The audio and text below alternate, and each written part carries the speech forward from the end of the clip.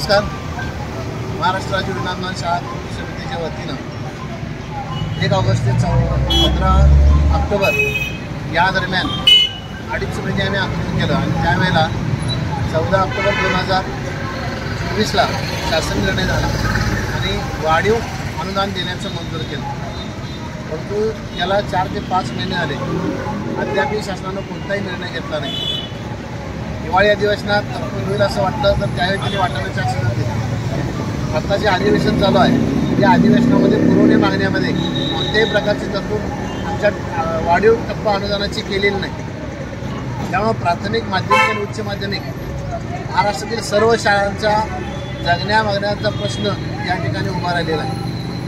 महाराष्ट्रातील सगळे शिक्षकांच्यामध्ये असंतोष पसरलेला आहे. त्यामुळं 5 मार्चपासून आझाद मैदान मुंबई या ठिकाणी धरणे आंदोलन सुरू झालेलं आहे. तसंच महाराष्ट्रामध्ये 10वी आणि 12वीच्या परीक्षेवरती बहिष्कार टाकण्यात आलेला, पेपर तपासणीवरती बहिष्कार टाकलेला आहे. काळ्या फिती लावून आम्ही काम करतो.